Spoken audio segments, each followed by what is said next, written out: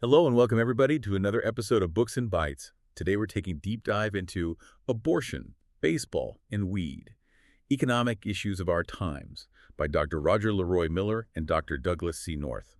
This book, well, it really aims to demystify economics. It tries to show that its principles aren't just stuck in academic textbooks. They argue these are powerful, pretty clear tools for understanding the most pressing, sometimes even controversial issues in our daily lives. It's a really compelling approach, yeah. It shows how economic thinking kind of permeates everything. The authors basically say that if you grasp concepts like opportunity costs, supply and demand, externalities, things like that, you can get incredible clarity on why things happen the way they do, even in areas you wouldn't normally think involve dollars and cents. Right.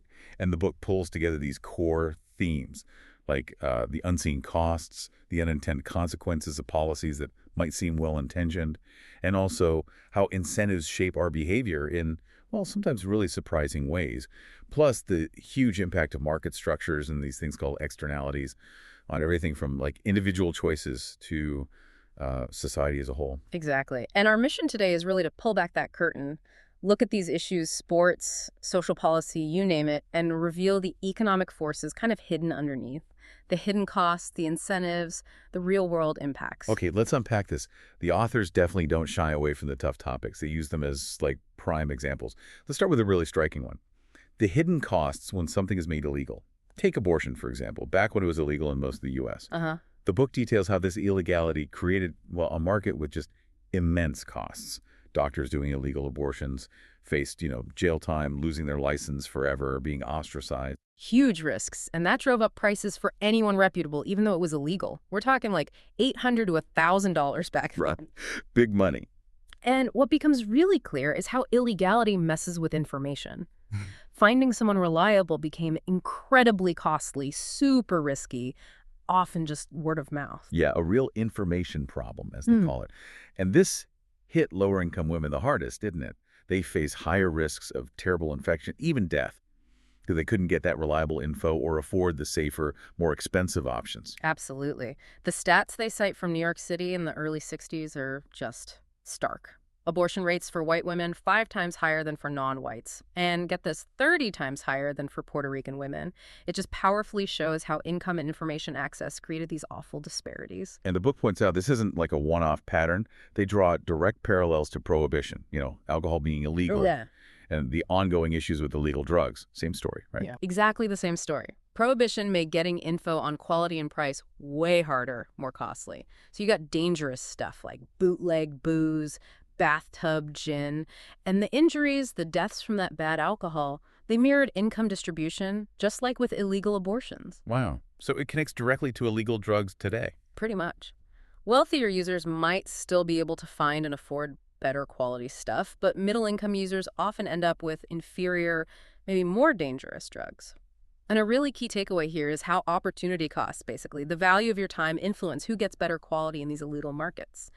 The book mentions, interestingly, that some, like high-consumption users with lower time costs might spend more time hunting for better quality, but for most people, illegality just means less info and more risk. That idea of hidden costs from making things illegal, it extends elsewhere too. Prostitution is another example they use. Like in France after 1947, when it became illegal, the business costs for streetwalkers just shot up. Right. Suddenly they're worried about getting caught, maybe paying off police, just the sheer discomfort and danger of being outside. And it wiped out benefits legal places might have had, like advertising or economies of scale for, nicer, safer settings. And the health side. Huge public health impact.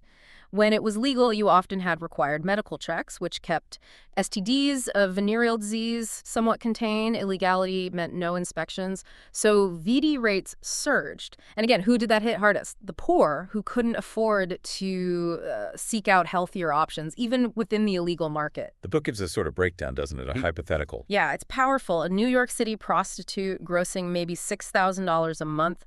Okay, $1,300 for rent, appearance, things like that. But then a massive $2,400 for police payoffs. Right. And another $200 for doctor visits, antibiotics, probably because of the higher disease risk. It just clearly shows making something illegal doesn't cure the market. It just pushes it underground and creates these new, often really harmful costs and dynamics.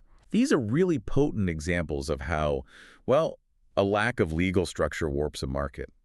But what about when the legal framework itself creates distortions? Let's shift gears to baseball, specifically the old reserve clause. The book frames this as a classic way to restrict competition between teams for players. To keep wages down. Exactly.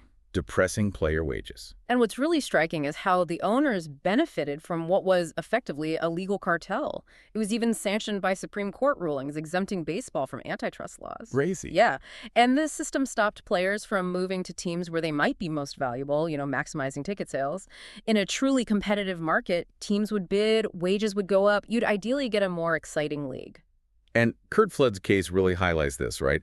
His salary was surprisingly low for a star player back then, way less than other high-skilled professionals were making. Absolutely. It really raises big questions about these kinds of legal exemptions, not just in sports, but anywhere. How do they affect competition, fairness in the long run? It's incredible how that dynamic played out. Okay, let's pivot again. Something that touches everyone. Product safety and externalities. Now, obviously, more safety often means higher quality, which people might want. Safer cars, for instance. But it also means higher production costs, right? Right. And the book brings in this idea of third-party effects or externalities. That's the main economic reason given for safety laws. The classic example. Your brakes fail, you hit a pedestrian, the pedestrian is a third party. They couldn't make a contract with you beforehand to ensure your brakes were good. That makes sense. But then the book throws a curveball, doesn't it? About mandatory safety features. It does. This is fascinating and maybe a bit counterintuitive. They discuss how mandatory features like airbags might actually lead drivers to be, more reckless. How so? The idea is if you feel safer inside the car because of the airbag, you might subconsciously compensate. You might drive a bit faster, take a few more risks to sort of get back to the level of overall risk you were comfortable with before. It's a classic case of what economists call risk compensation. Risk compensation. So adding safety here might lead to more risk-taking there. Potentially, yes. It forces us to think, doesn't it? Where else might we be subtly changing our behavior when there's a safety net? And what are the real net effects? That's a really powerful insight into incentives. And incentives are just everywhere, especially with price controls. The book uses examples like rent control and something called the Pernambuco tramway syndrome. Yeah, that refers to a real situation in Brazil. Tram fares were set way too low by the government, so low that demand just massively exceeded supply. You had huge lines, probably illegal ticket scalping. So setting prices below equilibrium, below the natural market level, creates shortages. Always. And the key takeaway is, when money can't decide who gets the scarce good, something else does. Non-monetary competition pops up. Waiting in line for hours, needing connections, maybe offering bribes, facing discrimination. Which hits the poor hardest again, right? They often don't have the connections or the means for those non-monetary payments. Precisely. They're less likely to get the rent control department or the cheap loan. It shows how price controls, even if well-meant, can backfire and have these hidden regressive costs, shifting the burden in ways we don't always see. And the book is pretty critical of regulatory bodies themselves sometimes, like the old Interstate Commerce Commission, the ICC. The argument is that these bodies, maybe started to protect the public, often end up serving the industry they're supposed to regulate. They end up curbing competition. It's a classic concept called regulatory capture. The regulators kind of get captured by the regulated industry's interests. The ICC is a prime example. Started maybe to control railroad power, but eventually gave them a kind of legal cartel.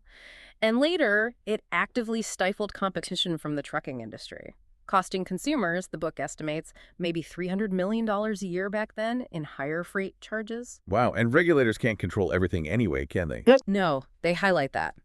A utility might be forced to charge a specific price per kilowatt hour, say, but they can still adjust the quality of service in ways the price doesn't reflect, like how quickly they do repairs or installation times, subtle ways to cut costs or manage demand without changing the official price. This connects to another area where government steps in: farm price supports. The book explains these programs aim to help farmers' incomes, sure, but they often do it by restricting supply. Paying farmers not to plant, controlling crops. Right. Things like soil banks. Yeah. And if you restrict supply, prices go up. For food, in this case. So consumers pay more at the checkout. Exactly. And if you look at the bigger economic picture, this acts like a regressive tax.